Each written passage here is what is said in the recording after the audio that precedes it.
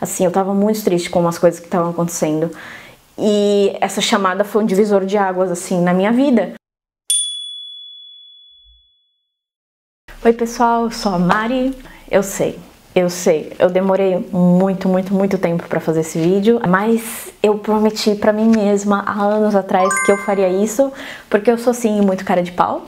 E pra mim não teria problema nenhum compartilhar certas coisas com vocês. E eu sei, eu demorei, mas aqui estou.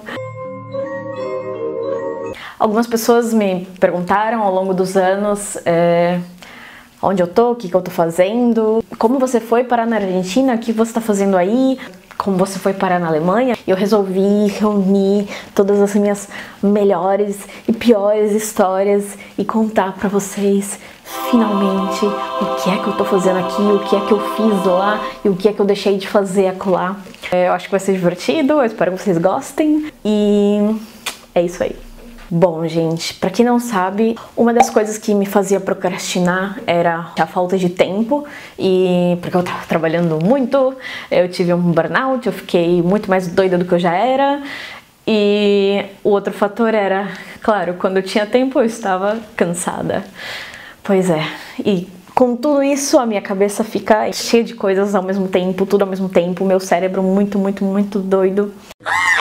E eu não sabia nem por onde começar. Eu falei, ok, eu vou fazer um vídeo, eu vou contar as coisas, mas por onde eu começo? E a resposta estava na própria pergunta. Eu começo do começo. Bom, tudo começou. Eu morei em Nova Odessa há muitos anos.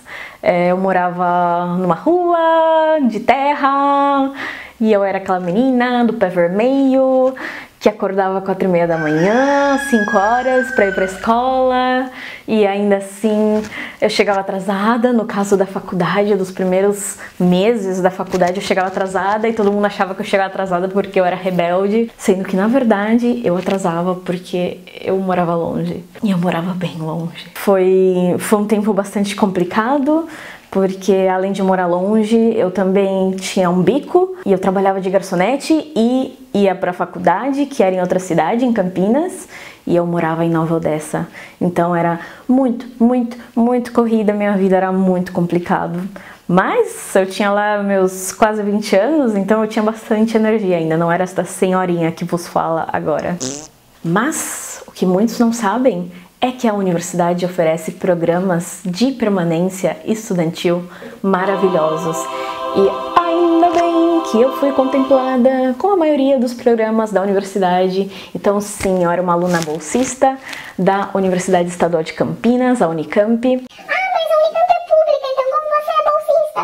Gente, eu tinha moradia grátis, bandejão grátis, ou seja, eu podia almoçar e jantar o quanto eu quisesse, o quanto coubesse. E eu tinha um trabalho também na Unicamp, que era um trabalhos muito legais, mas muito legais mesmo, que me ajudaram muito ao longo dos anos. Então eu queria muito compartilhar com vocês a existência desses programas, caso vocês ainda não os conheçam, para que vocês não pensem como eu pensei na época, que a universidade não era algo para mim, que eu não poderia fazer isso, não naquele momento, que eu primeiro precisaria trabalhar, juntar um dinheiro, e do contrário eu não poderia fazer parte desse universo. Sim, investiguem os projetos de permanência estudantil da universidade que vocês desejam e boa sorte, espero que vocês consigam, porque eu consegui.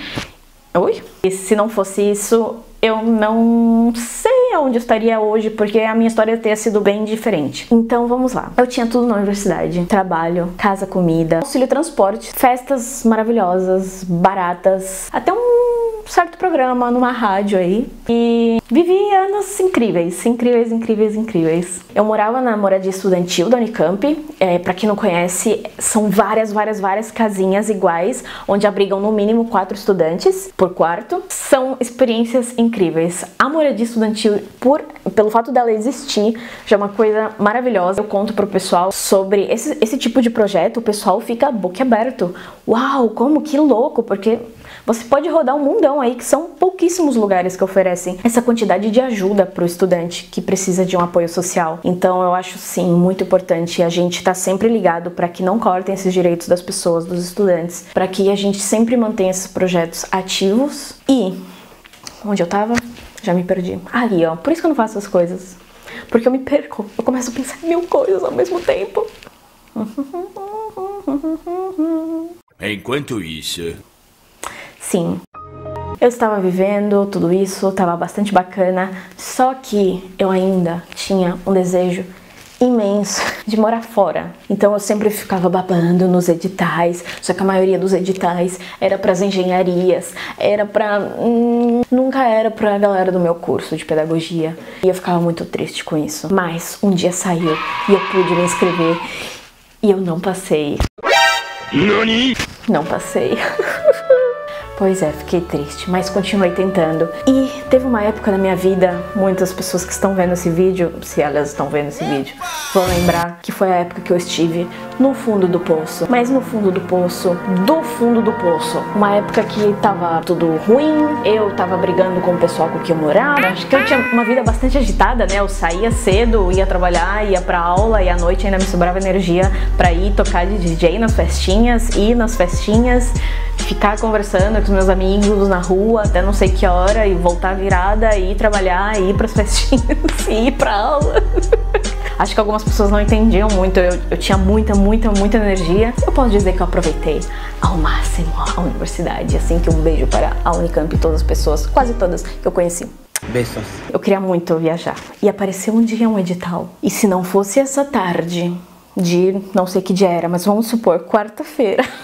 Talvez era uma quarta-feira. Se eu não tivesse ido ao laboratório de informática e me inscrito num edital que me levou para a Argentina, eu não sei aonde eu estaria nesse exato momento. Talvez eu estaria fazendo um mestrado só por fazer, porque eu não queria largar o conforto que a universidade trazia, né? Porque de certa forma a universidade chega a te trazer um conforto depois que você tem casa grátis, comida grátis.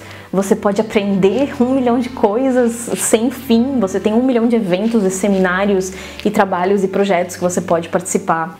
Isso é realmente algo muito enriquecedor na vida de uma pessoa. Mas a minha fome ainda era de desconhecido, era de adrenalina, era realmente de sair, desbravar um pouco mais, um pouco além das cercas e cercanias universitárias. E sim, esse último edital que eu me inscrevi foi o edital que me permitiu conhecer o meu primeiro país, que foi a Argentina.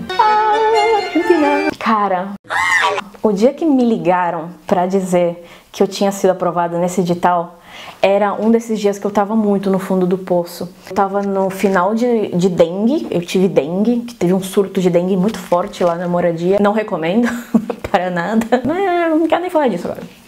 Mas horrível, eu tava me recuperando e eu já tava trabalhando num congresso. As professoras me chamavam muito pra trabalhar em congressos. Eu fui até monitora de vestibular, gente, pra você ter uma ideia. Sim, eu sou aquela pessoa que ficava lá olhando você fazer provinha, entregando as provas, recolhendo as provas, botando no saquinho e levando lá no sigilo pra galera. Até paciente simulado eu trabalhei lá, que é aquele que você vai na faculdade de medicina fingir que você tem uma doença. Óbvio, né, gente? É tudo... Tem uma reunião pra isso, tá? Não é você só chega lá... Oh. Enfim, trabalhei um montão, mas eu sentia que ainda faltava algo. E eu lembro que eu tava trabalhando nesse congresso e eu recebo a ligação e eles falando... Mariana Munhoz? Aí eu, sim, ela. Por? Então, você se inscreveu pra um edital... Argentina, e eu tipo, edital, Argentina. Mano, eu não acreditava, eu fiquei, velho, como assim? Eu tava muito na bosta naquela época, muito na bosta, gente, muito na bosta. Assim, eu tava muito triste com as coisas que estavam acontecendo. E essa chamada foi um divisor de águas, assim, na minha vida. Porque pela primeira vez eu ia sair do país pra estudar. E com a bolsa era de 10 mil reais e eu teria que manejar assim como eu quisesse. Então eles depositaram esse dinheiro na minha conta e beijos, boa sorte. Beijos. E assim eu fiz.